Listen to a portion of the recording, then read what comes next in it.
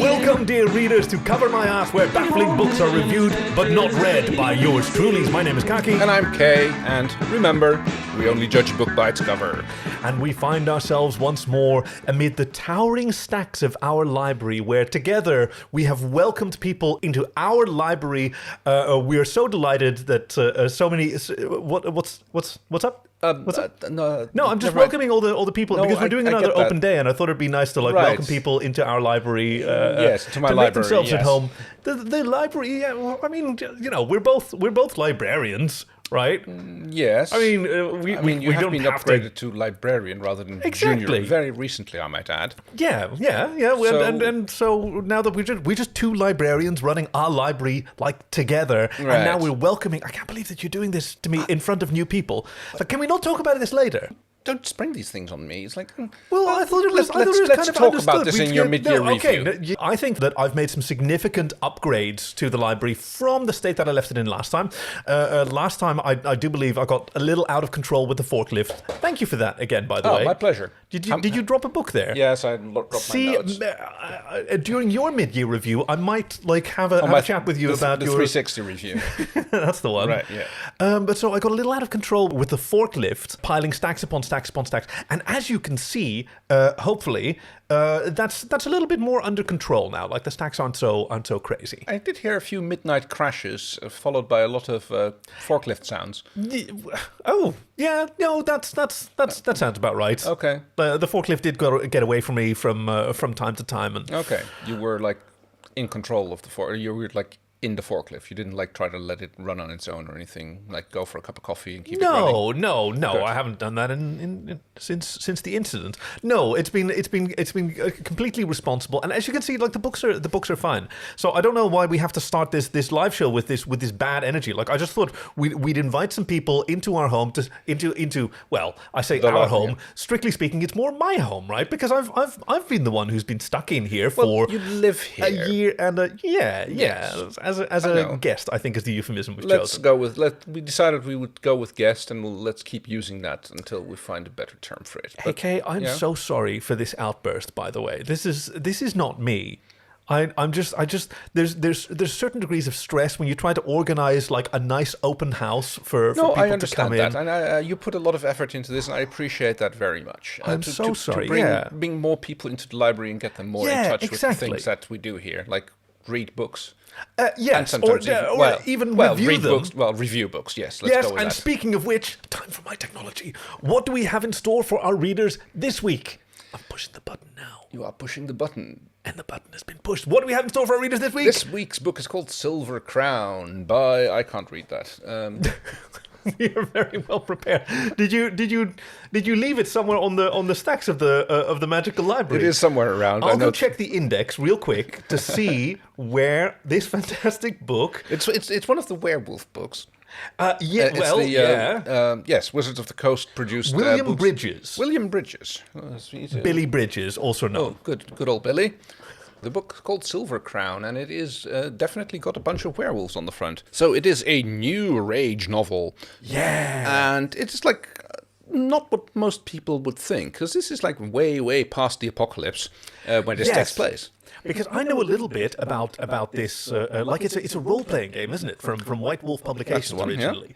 Yeah, Werewolf, the Apocalypse or the Forsaken? No, the Apocalypse. Another fun little nickname for this that is the one, Apocalypse. This is the original series. Yeah, well, what was the fun little nickname that you have? That's not appropriate for our readership. Are we doing another PG odd podcast? Or can we... No, they're all explicit, baby. Okay, well, fair enough. What do we call it? It was Werewolf the... Werewolf the Foreskin. That's right. I thought it was a very good nickname.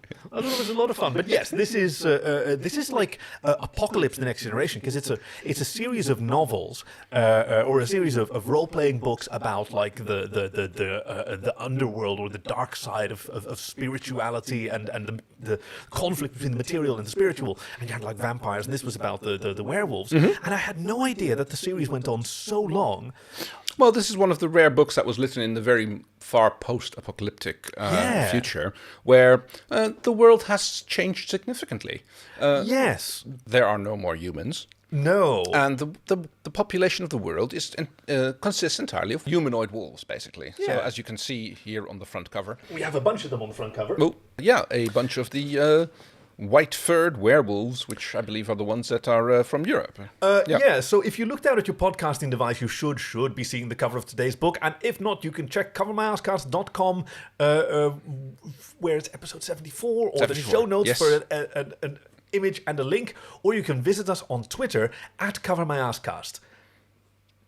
That was it. Yeah, you got it right. I shouldn't have hedged. I just keep doing that.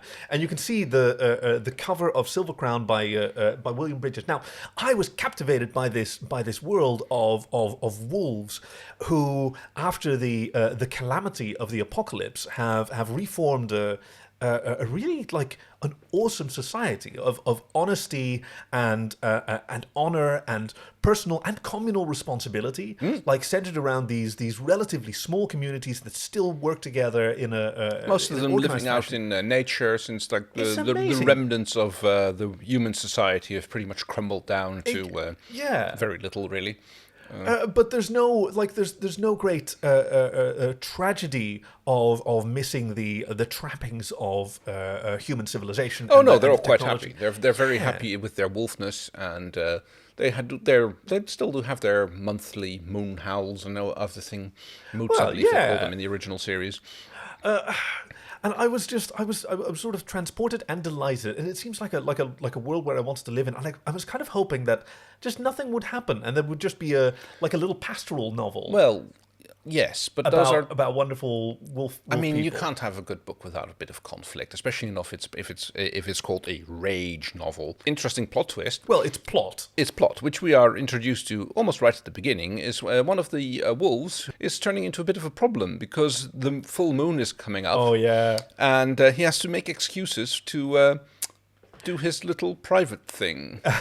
Yes, that's one of our heroes. His name is Bear Arms, which is a weird a nickname for a wolf were. Right. But yeah, that's one of the traditions that we're introduced to. Like, not only is this a mythical creature, like among the wolf people, there are some who sometimes, when the moon is full, revert to a more atavistic form, and their snouts shrink and their teeth become blunted And their claws disappear and retract. and they're just these slavering monsters capable of preternatural acts of passive aggression that an honorable wolf would never be able to even imagine, but suddenly becomes more in touch with this ancient form of brutality known as humanity. Yes, we are dealing with wolf wares. Yes, and there's a whole bunch of them, so the story centers around what's a group of wolf wares called again?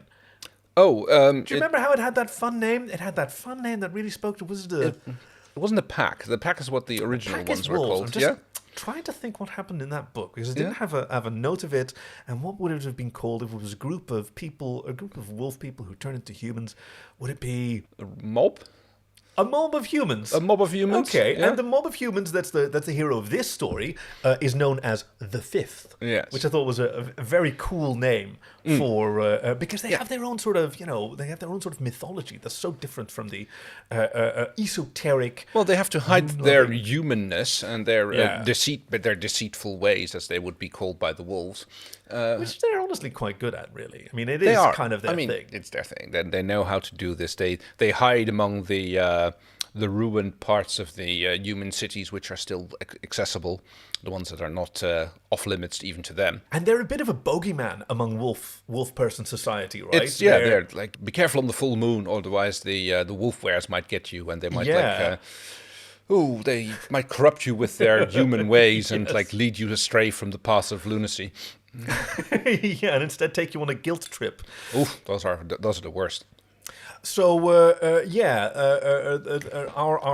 our protagonist, Bear Arms, feels the change coming upon him, and quickly returns to the safety of his. What did we just say? We just said it. Scrum. Scrum, Which one? or a mob. No, mob. That's A what mob we of said. humans, yeah. To his mob, where we are introduced to several other of our heroes. So we have another one, and you can see this on the cover. So I think Bear Arms. I think that's the bearded gentleman who's Yes, in a bad who way meets down his there. unfortunate fate fairly early on in the book, but we'll get to that in a second. We have a ponytailed human-looking man, and that's Small G is his wolfware name. And next to him, you have this strapping figure in leather armor, and his wolfware name is Freedom of Speech.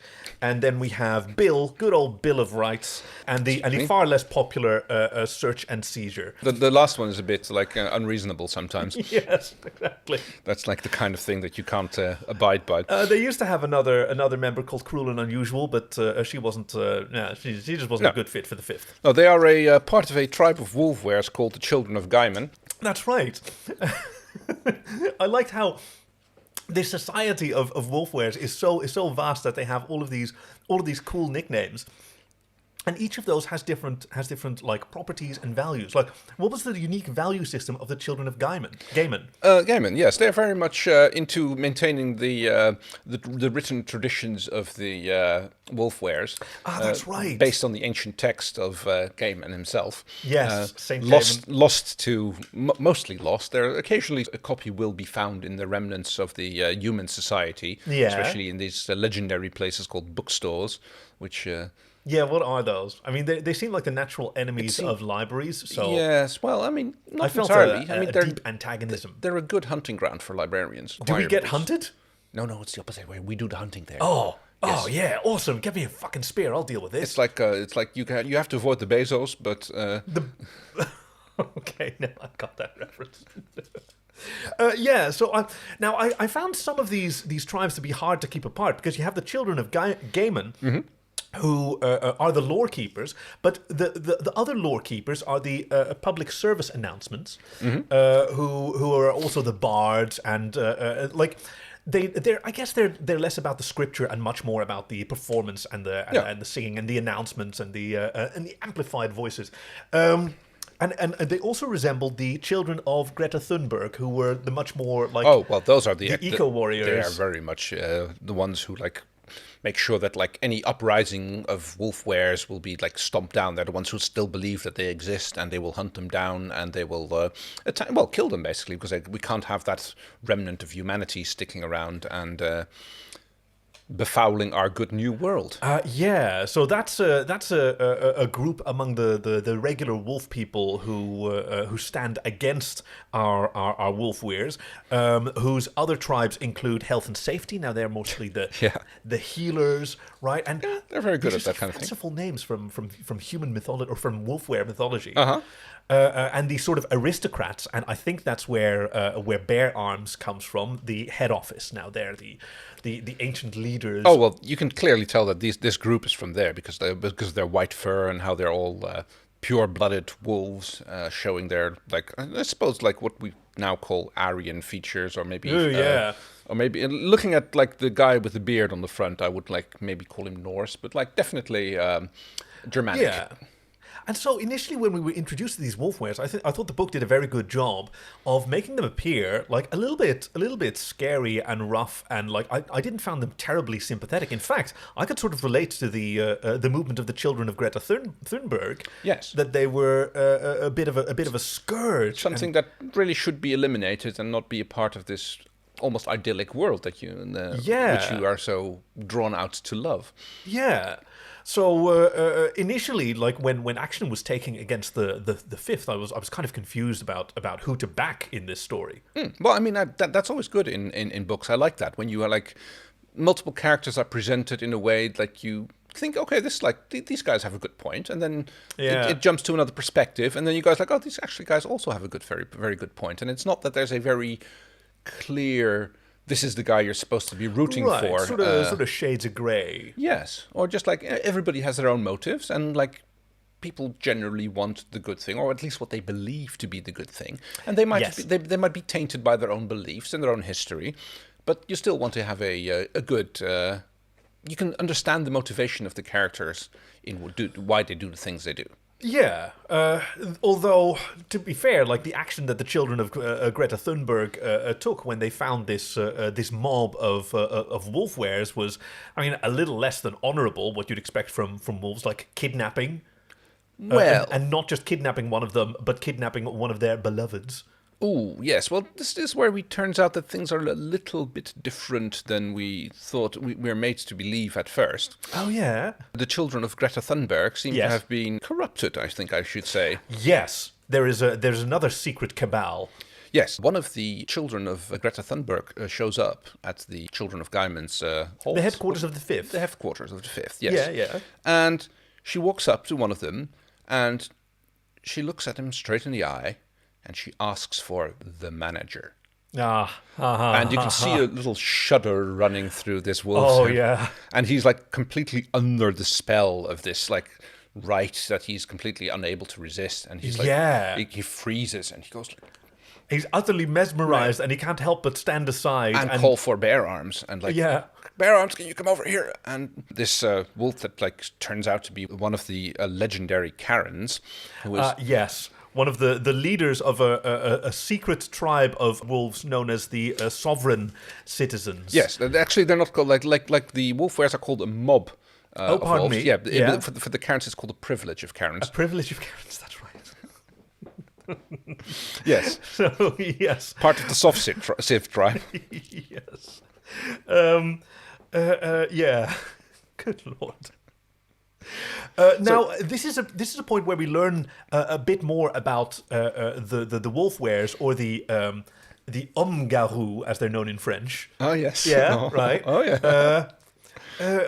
Like it's a principle known as antherapy, which is like the opposite of therianthropy. So I guess the word antherapy is probably better. Yeah, so when Bear Arms shows up, goes like, "What's all about the shouting here?" And this Karen looks him straight in the eye, and she starts the litany of baseless complaints, to which he's completely powerless to resist. Oh yeah, yeah. No, he is spiritually torn to shreds. Like you can see what's left of him on the Yes, cover here. and it only takes a few words of the litany to completely render his defenses void and null, and she basically stabs him with her. I don't know what it is. It's some weapon. Some weapon. So the weapon is made of the one material that wolf wares are extremely vulnerable to. You know how in mythology, like werewolves are vulnerable to silver, and for wolf wares, it's the obscure but very beautiful like jewelry material, enriched uranium. Oh yes. That when you get stabbed by like a lot of enriched uranium, it's like super bad for you. Yeah, they really can't stand that stuff. I know, really it's so weird. This fanciful world. It's like, where even do they get that? Like, I hear that Iraq is a very good grain. Well, I guess if you're, oh god, no, that's mostly depleted. Oh yeah, isn't it? that's right. That's depleted. Yes, The other one. Yes, unrich. I mean, that's okay, but that's just like. I mean, I believe this is taking place in North America, so I guess 3 Mile Island would be a good place to get some of this stuff. Yeah. I mean, you start with like you make your brooch out of depleted uranium, and then you want to deplete it with enriched uranium. Oh, and I Because then suppose you've got the nice glow and the nice it sort does of, do the glow in the dark yeah, thing the very warm well. sort of thrum against your skin. And I mean that's what the cool that's what the mutations. Karens and the Chants might I might well add. They kind of like Yeah, that's enjoy the right. corruption. They love the shine, how it draws attention to them, and how they can like I was terrified. utter their unreasonable demands and basically completely captivate the wolves and corrupt them by that. Yeah, so it was at this point that I was actually pretty sure, like, where my loyalties as a reader lay. Like, as much as the Fifth were unsympathetic and seemed antithetical to this magical world, like the children of Greta Thunberg, the puppet organization actually run by the privilege of Karens known together as the Sovereign Citizens. Wow, what a wondrous mythology this book had spun. They have a lot to draw back on. Like They certainly do.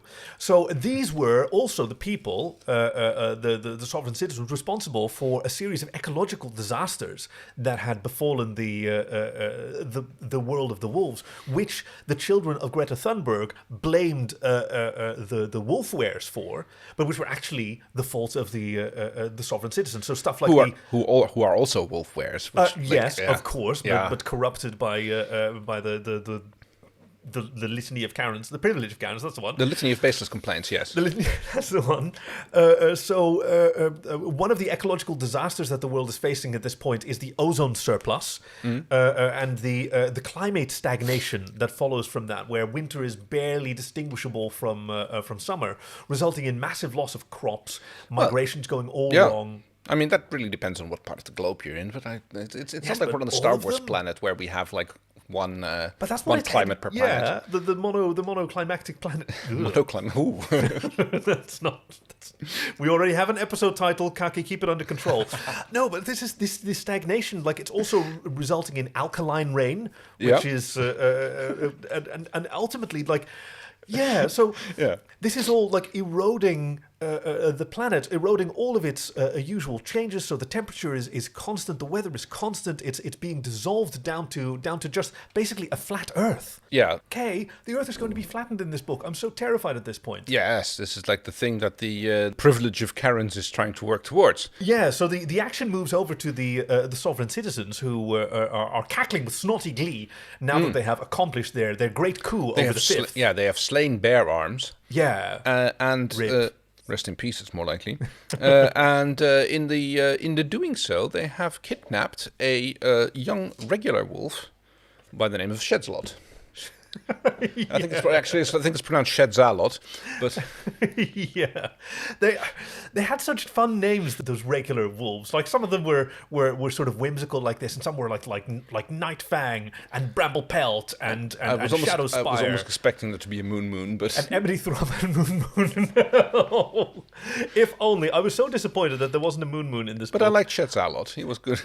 Shedzalot, yeah. Shedzalot. Shedzalot, that's right. I said it wrong. I think he was more of Arabic descent from the Glass Razor tribe. Another one of those fantastic tribes. Now, what was their value system? What were their principles again? They were much more, well, the name says it all. They love going to the pub and having a good pint to solve the world's problems. That's right. Like, yeah, you could call them philosophers, but that's the generous way to do. So we finally get to the boyfriend part of the story, because this is the what do we say? The reverse werewolf boyfriend quest. Yes. So Shedzalot is the regular wolf, and who is Small G's boyfriend, who is like basically keeping up with his regular wolf appearances, which you're supposed to do as a good wolf were. I mean, Shedzalot thinks he's just. He's got a big hunky boyfriend that he's very happy with, and they go on dates, and about 4 days a month. He doesn't see a lot about. There's always something or the other. Like he has to visit his family in Croydon, or he has to do some other. Croydon comes up a lot, doesn't it? Funny that. But he was such a sympathetic character because he's so forgiving. He's been together with Bear Arms for a long time. So now, between having seen Bear Arms being ripped apart by the litany of minor complaints, the litany of baseless complaints, thank you, and the kidnapping of his boyfriend Shedzalot, like I was just so heartbroken and Small G goes on basically he does his vowing to go on a quest to save his boyfriend in this case. I mean he's one of the public servants announcement tribe, so he's known to be very dramatic. But so this is the point where we discover more of the mythology of the wolf wares, because they have all of these powers that regular wolves don't have. Because as humans, as people, as wolves who can transform into humans, they're in touch with their much more basic instincts, which petty.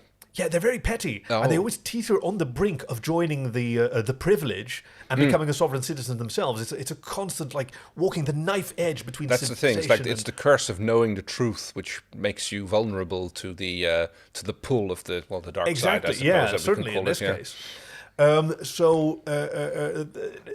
This is manifested through their access to a sort of mystical nether realm. Like there is the material plane where reality exists and where people live, but beneath that there is a hidden realm where things just have different meanings, known as the subtext, which they uniquely can enter, where they can have a conversation that actually means something else, and the regular wolves have no idea. This is where the privilege of Karen's kidnaps Shedzalot too. This is how they get out of the out of the influence of the wolf wares and like manage to get him away from the mob. The mob. Yeah, that's right. So they enter through the subtext. Through one of the portals to the subtext, known as the Underground. They enter the subtext with Shedzalot and take him on a guilt trip to parts unknown. Well, unknown. I mean, it turns out that they bring him back to cursed homeland of the Karens and Chads, which is known as Suburbia. Oh yeah, that nightmarish place, and like where thunder crashes. where regular wolves can't go. They have No. they have to avoid it, and this is like the domain that the wolf wares dare not go, because it's cursed. It's one of the areas which have been not yet cleansed by the good work of the wolves. Exactly. Or there's still like lots of non-uranium metals there, and regular wolves don't like to go there. And there was like it's where the bad influence, the passive aggressiveness, the privilege is strongest from the softs. It's where they draw their power from the natural misery that's been inflicted upon the earth in those areas. But our heroes are brave, and despite all these dire warnings, they patch up, or they put bare arms to rest, and they gather around Small G, who uniquely among them has now taken a vow of humanity. Oh. Like, he has vowed not to change back into his wolf form until his beloved boyfriend is back in his arms. Which is going to pose some of his problems. I mean, he has to like be careful Yeah. that the wolves don't see him, because like if they see him, they'll immediately assume that he's one of the part of the privilege and has to be eliminated. So the fact that Small G was willing to make this vow and stay human, knowing what it would cost him, just shows the incredible love that he had for Shedslot. But of course, while it placed him at much higher risk of falling prey to the privilege and becoming absorbed by the sovereign citizen, it also enabled him to access these human powers to a far greater degree. So at first he decides to cross into regular wolf territory, which seems insane because he can't hide the fact that he looks like a human. But through the special magical technique of gaslighting, whenever he encounters, I don't know what you're talking about. Yeah. And like he's half submerged in subtext anyway, so he can just talk at them. He walks right through them, like he uses his human powers to befuddle their minds. Yeah, and anyone who goes like, you can't be here, and he just sort of flashes a badge while he's fumbling with it. He hands him his permit, which is a piece of paper which says I can do whatever I want on it. Yes, that's right. And later on, you see him do that awesome technique when he wants to get into a building that he's not supposed to get into, and the rest of the fifth are like figuring out, okay, so we need to fashion a rudimentary trebuchet and launch ourselves from a neighboring building.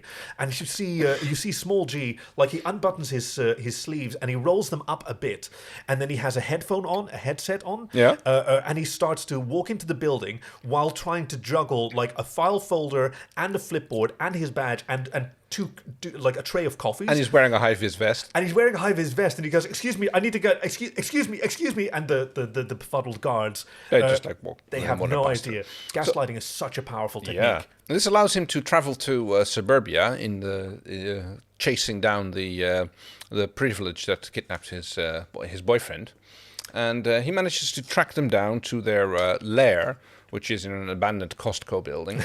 Yeah, I thought the magical technique that he used to find it was also very interesting, because they've obviously the Karens and Chad obviously wanted to keep it secret where they're doing their dread experiments on Shedslot.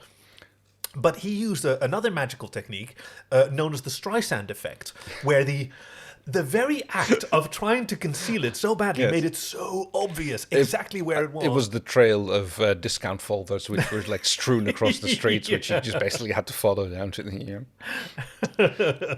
But yes, once in the building, in the lair of the privilege, he manages to discover the reason for the kidnapping of his boyfriend. Oh, I was on tenterhooks, on pins and needles.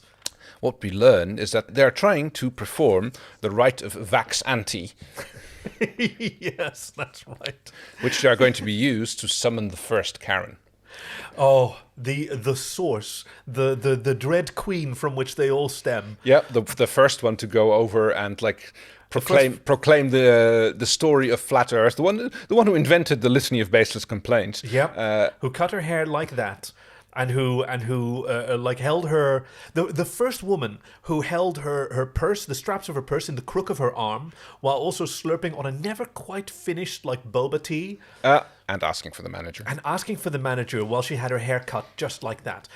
Now, a quick note, probably on behalf of William Bridges as well. There, no disparagement is implied toward anyone named Karen. I have very...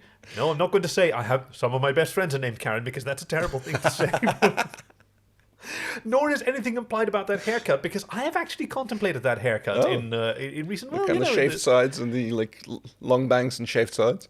Yeah. And I mean, isn't that kind of the thing with these kind of mythologies, that the bad guys are supposed to be just a little bit tempting, a little bit seductive and sexy? You have to be like some way you can relate to them. That makes for the better stories, when you can kind of see where they're coming from. It's like I said, we had that in the beginning of the book as well, when you're not sure who's the good guy here. I can imagine, I can imagine being friends with Karen. I can imagine, like, of course, pushing Chad at this point, face down into a cushion and befriending him too. Yeah. Yes, intimately so. So now I'm trying to remember how it ended, because I remember it was so excited. Like you. Obviously, all of these stories, they always have to end with a face-off, and I like when it's a personal one. So it was decided, or the battle is decided by pitting the finest mob that the children of game and the public servants and all of those the wolf wares have to offer. The fifth was pitted against the finest privilege that the sovereign citizens had, like a team consisting of people with such fanciful names as like Ray Gun. One of them was named after a ray gun, and one of them was named after a Breitbart, and then there was Tramp. And then there was one named W. Like W. He was a lumberjack, wasn't he? Was he? Well, yeah, he was a timber wolf. So that's right. But yeah, all of these fucking shit wolves who wanted to turn the world like flat and lifeless and loveless. As part of their privilege. Yeah. To secure like the privilege of the sovereign citizens, face off against the fifth. And it seems to be going terribly, like it always does, right? The low has to get very deep so that the high can be very tall. That's right. Something like that. That's how that expression goes. Yeah. That's how we all know it. But so from the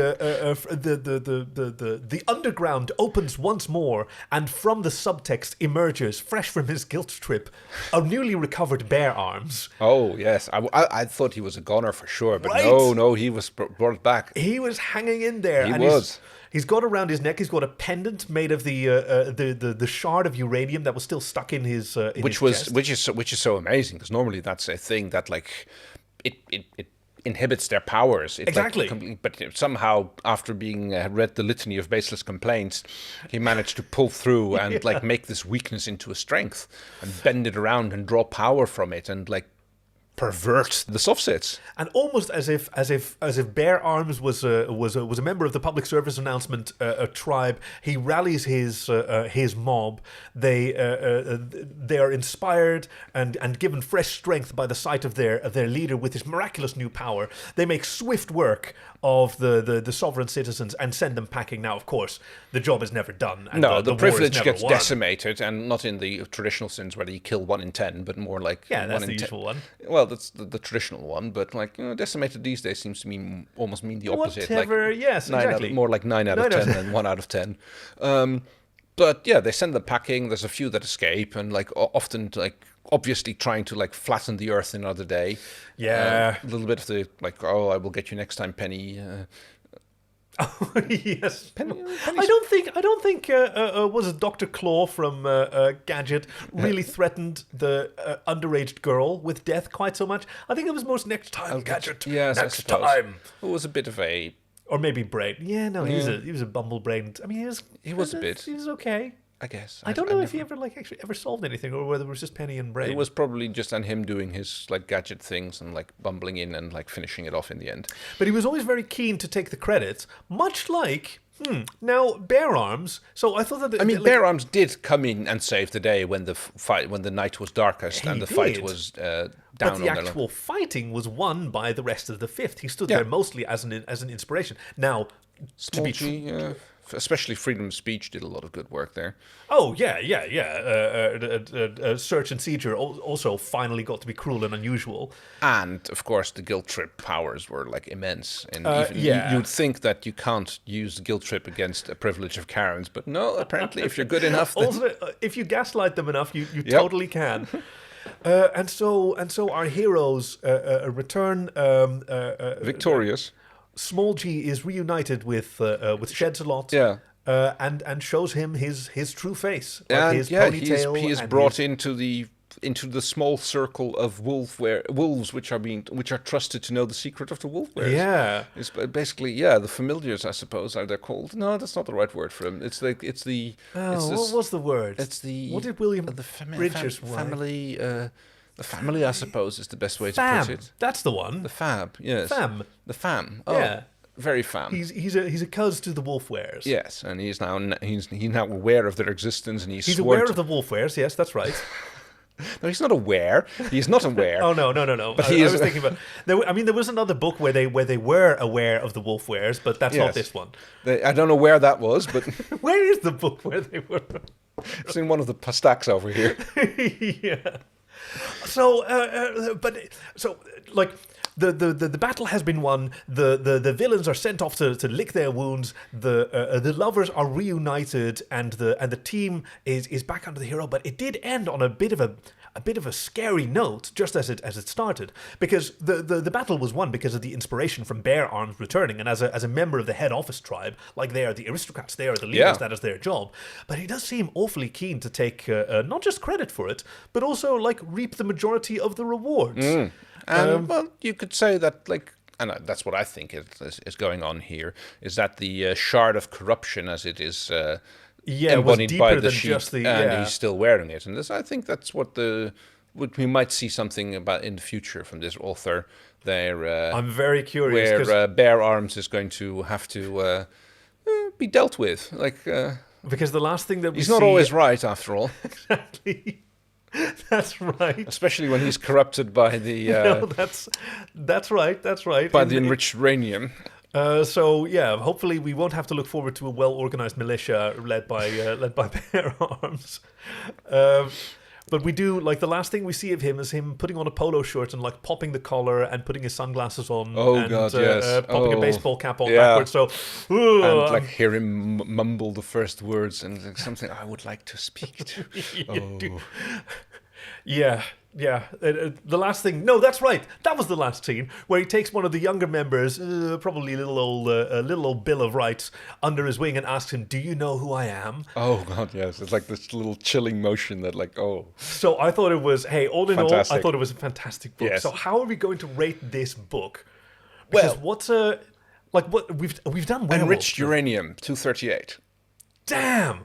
Like right in there. That's a power move. Well done. Yeah. How many out of 238? Like which isotope? I mean, do we want? Oh no. Well, 235 out of 238 would be very high score. Yeah, also, that feels super enriched by this book. Unfortunately, 235 is also the non-enriched version, I believe. Like, I actually forgot which one. If Wait, the higher does it get extra Wait. protons? What's No, the number mean again? Is that neutrons. protons? It's Or? like That's neutrons, so right? the regular mass is 238, and the Because if it had a different number, then it wouldn't be uranium anymore, would it? well, that's the thing. It's like you've got uranium 235. Oh wait, is no, all- we're that's talking- right. Yeah. So you've got the mass, and the number of protons is the same. It's the number Yeah. of neutrons that varies. Yeah. And some of them are more stable. And 235, 235 is the enriched version. So That's we should right. do it out of 235. So we can't give it 238 out of 235 because that would be a more That would than be a 100% world gone book. topsy-turvy. That would be like reverse reviewing. Oh, okay. Yeah! Yes, we'll give it 238 out of 235. 235. Just because And- it's enriched. Speaking of reviews, good lord. And speaking of, if you felt that you've been enriched by the radiance of this program, please check us out. Cover My Ass wherever you get your podcast. Cover My Ass Cast on Twitter. We'd love to hear from you. And covermyasscast@gmail.com, where you can send us a cover. And speaking of covers, what do we have in store for our readers next week? Next week's book is a book that we probably should have read before we reviewed this one. Oh, really? It's by Nathan Robert Brown. It's called The Complete Idiot's Guide to Werewolves. Oh, good. Thank you for joining us at Cover My Ass, where baffling books are reviewed but not read by yours truly. My name is Kaki. And I'm Kay. And remember, we only judge a book by its cover. We could have used The Complete Idiot's Guide to Werewolves. We could have, yes. That would have explained a lot about what this book is about. I mean, I'm pretty sure that it's about an entirely different lore of werewolves. It was much more exciting to do it with an audience, wasn't it? It was. Unfortunately, there was we had technical issues, which was like... Yes, don't worry, I'll get it fixed by next week. Okay, that would be nice.